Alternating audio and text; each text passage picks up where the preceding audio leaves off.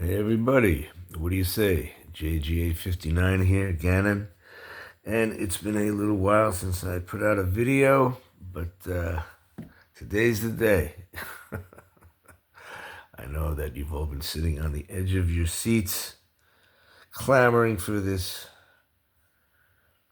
event. And yeah, I got a little bit to cover today. Let me fix the camera a little bit. What you see in front of you are some pickups that I'll talk about shortly. But before I do that, I wanted to go over my 1969 Topps Deckle Edge set, which I finally completed. Shout out to Andy over at D's Collection, who showed his fine set several weeks back. It's a fun little set. I remember when they first issued them back in '69. It seemed like the common sense thing to do because the year before that, Topps had put in the little game cards, inserted a game card into each pack. So when this happened, I wasn't surprised. I thought it was cool. And I got my set right here. I'm not gonna, display them all at once. One thing I'd like to just say about the set is that, back in 1969, it was the first year of the divisions, and it was the first year each league had 12 teams. Of course, your new expansion teams in the American League were the Royals, Kansas City Royals, and then the Seattle Pilots, who, of course, only lasted 1 year in Seattle before moving to Milwaukee and becoming the Brewers in 1970, although Topps issued their cards as pilot cards in 1970. So you had the Royals and the Pilots in the American League. They were new. And then you had the San Diego Padres and the Montreal Expos in the National League. So each team was represented by at least one player, okay? Now, as Andy told you, there are 33, the cards are numbered, the set is numbered up to 33, but there are 35 cards in the set. And I'm going to get a little bit into that as we go along. So just real quick, the Orioles had Boog Powell, Brooks Robinson and Boog Powell to represent them. And then you had Ken the Hawk Harrelson and Carl Yastrzemski representing the Red Sox. Jim Fregosi representing the Angels. Louis Aparicio at that time was playing for the Chicago White Sox. Louis Tiant was pitching for the Indians. The Tigers had 3 representatives. They were just coming off their championship season, having won the World Series the year before. Of course, you have Denny McLain. He won 31 games the year before this. You got Willie Horton. It was his play in Game 5 where he threw out Lou Brock at home plate. That probably was the turning point of that World Series. That was big. Doug Harvey, the home plate umpire, correctly called Brock out, who didn't bother to slide. Julian Javier had hit a single to left. Horton threw on a dime to Bill Freehan, who tagged Lou Brock out. And there's the great Bill Freehan, great catcher for the Tigers. Okay, now here is where we get to our first little snafu, so to speak. This is card number 11, and this is Hoyt Wilhelm, and he was originally supposed to be representing the Royals. However, in December of 1968, he was traded to the Angels. And you can see here I have his actual 1969 card, which has him on the Angels. So, Topps needed somebody to be a Royal. Okay?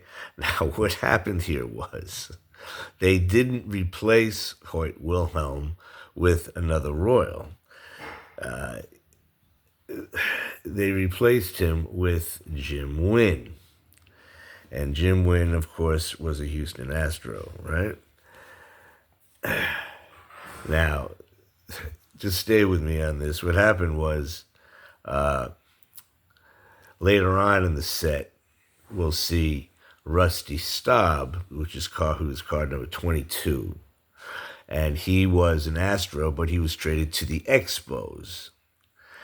So they really should have replaced Rusty Staub's card with Jim Wynn so that there was an Astro. And they should have replaced Hoyt Wilhelm's card with Joe Foy, okay, because he was on the Royals. So they sort of replaced the cards with the wrong player. But, so that's just the way it was. And the Jim Wynn, and later on you'll see the Joe Foy, those are both short prints. Okay.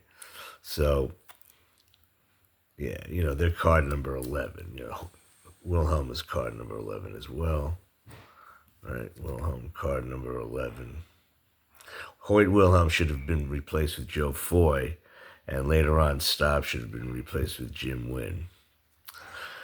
Okay, so then moving right along, Rod Carew representing the Twins. Mel Stottlemyre was the ace of the Yankees staff. Rick Monday on the A's. No logos yet on the A's caps. Tommy Davis was a Seattle Pilot. And Frank Howard was representing the Senators. So those are the American League teams. And what's also interesting is when we had Jim Wynn replacing Hoyt Wilhelm, it kind of disrupted, that all the teams were American League teams first, and then the National League teams now coming second. It's just another little thing there. So that's a nice shot. Felipe Lou has so many nice cards. And Don Kessinger, the shortstop for the Cubs, along with Ron Santo, the third baseman. Cubs got 2 representatives there. And the Reds got 2 representatives, and Tommy Helms on the left and Pete Rose on the right. Okay, here we go. Originally, you had Rusty Staub. And Rusty Staub was traded to the Expos. Here he is representing the Astros on the right. But since he was traded to the Expos that year, they replaced him. And they should have replaced him with Jim Wynn, but they replaced him with Joe Foy of the Royals, right? Joe Foy of the Royals. And did I show Jim Wynn from the Astros? So it's just one of those little Topps things, that makes collecting interesting. Here's Tom Haller, catcher for the Dodgers. You got Maury Wills, who is, he's representing the Expos here. Jerry Koosman, great Mets pitcher. Dick Allen, representing the Phillies. And then, of course, the one and only, the great Roberto Clemente, representing the Pirates. Nice picture. Kurt Flood and Bob Gibson, representing the St. Louis Cardinals. Gibson, of course, had an amazing year in 1968 with a 1.12 ERA. Yep, incredible. Struck out 17 Cardinals in Game 1 of the 1968 World Series. Al Ferrara, he's representing the San Diego Padres. And then the Giants got 3. You might guess who they are. Willie McCovey, Juan Marichal, and, of course, the great Willie Mays. 3 greats. 3 giants. Okay. So that's the 1969 Topps Deckle Edge set. And then in front of me here, okay, I want a couple of drop stitches and loose ends. Last video, I showed off some of my 1968 cards and just showed a few of them. And I mentioned how the team cards, I just was mesmerized by these cards. Each card had a different feeling and a different style. The way they, the colors that were used for the different teams. The way they were designed, lent to how I felt about the teams themselves. And what I just wanted to show is that there was one anomaly with one of the cards. You see, if you turn over the Mets card, if I turn it over, stats are right side up. If I turn over the Pirates, stats are right side up. The only card that didn't do this was the Twins. Of course, I had to have two cards for the Twins so that they are twins. And I also have twin sons.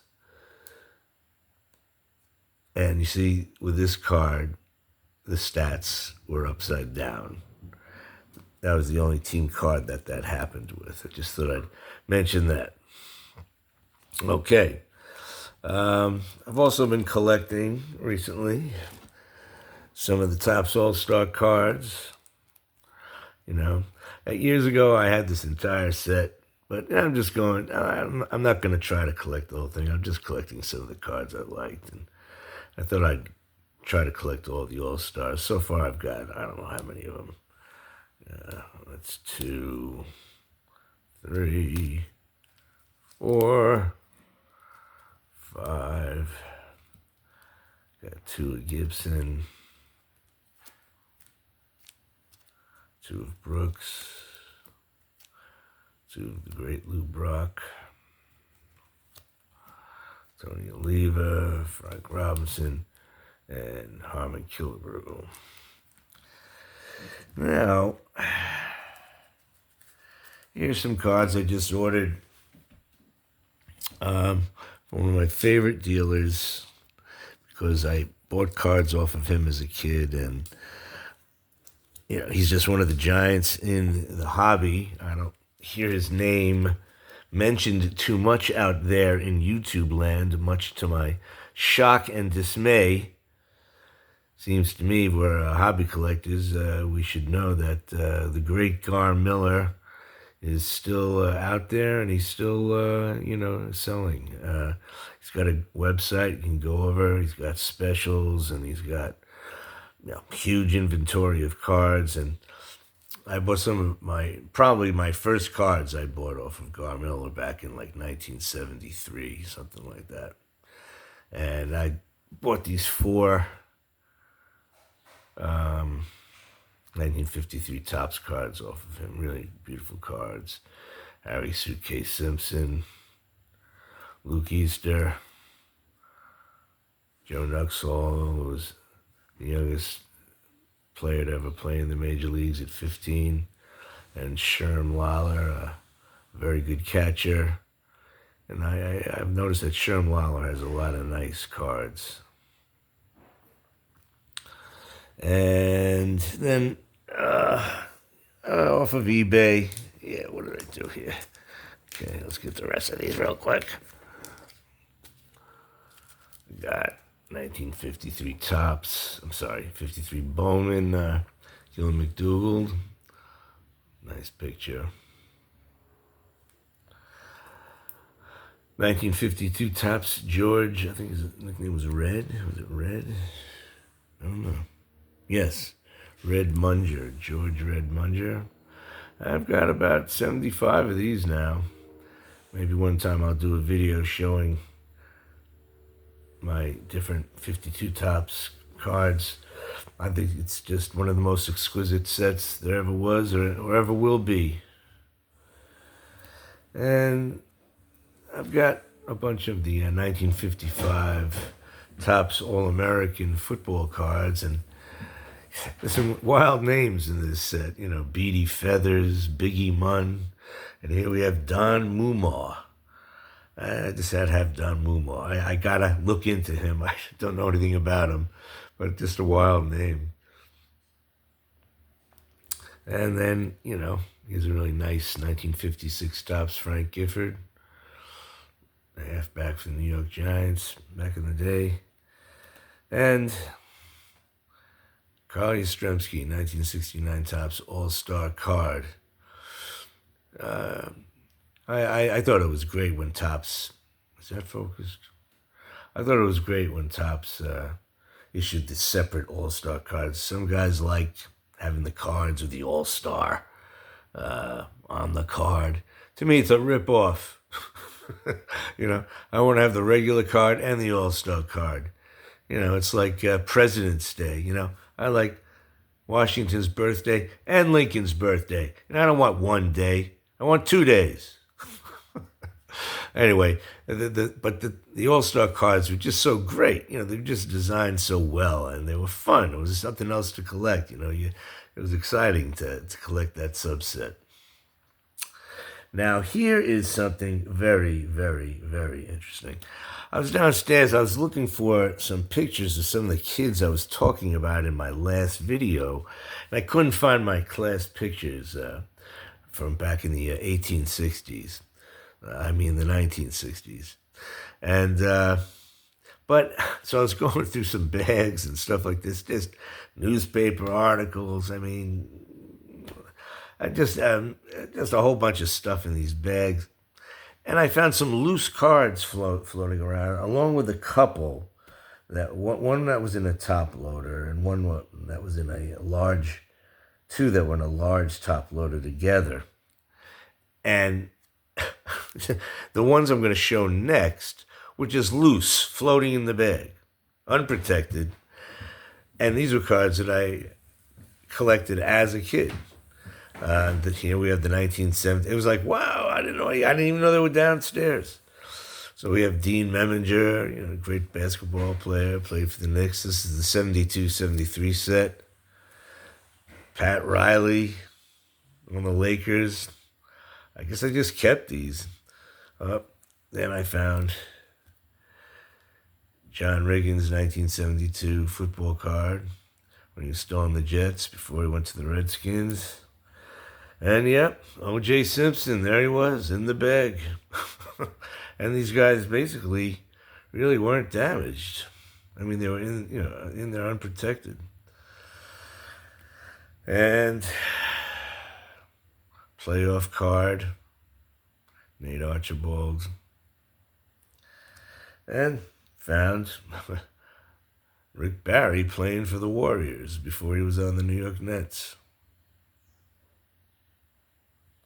And a couple of guys I don't know. If you're a basketball fan, you guys might know Steve Jones.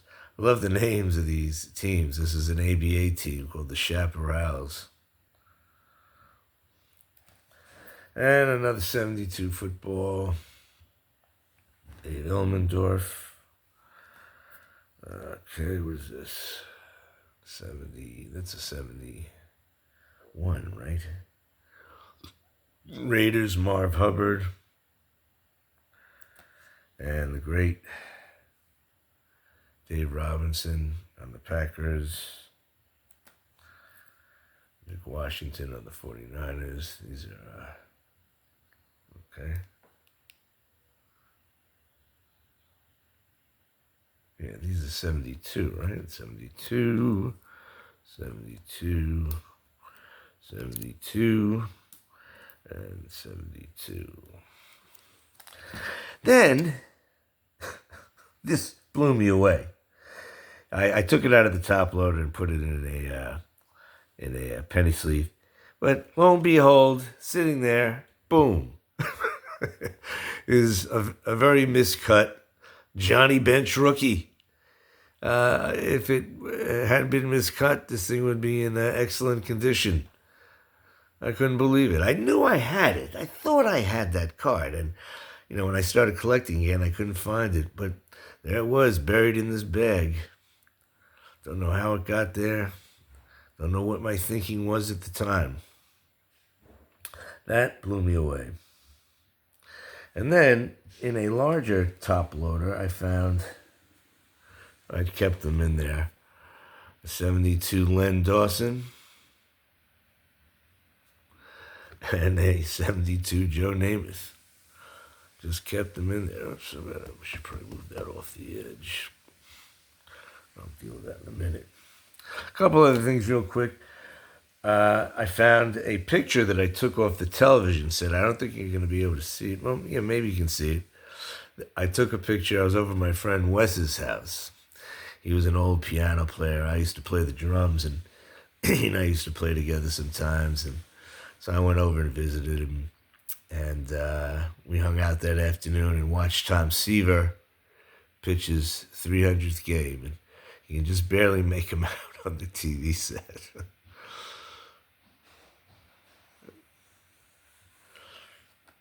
Back in 1969 or 70, I think it was 1970, we went to the Jets training camp at Hofstra University on Long Island. And it was my mom, me, and a friend of mine named Miles Lozelle, his mom. I don't know, my sister was there. My friend Frankie might have been there, I'm not sure.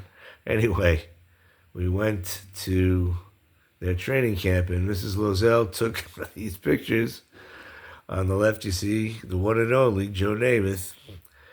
And on the right, you see Bake Turner. Yeah, he was, I believe, an end. I didn't... he was with the Jets for, through the 1960s and early 70s. Bake Turner. All right. There is one more thing I found, but I put it away. I didn't take it out. But I actually found some old ticket stubs from games I went to. The earliest one being 1969, actually. And so anyway, yeah, I guess I'll leave it there. And this is a nice card I have. I have a good friend who lives in Wisconsin, and his aunt is an avid sports fan, avid Packer fan, and she and I correspond.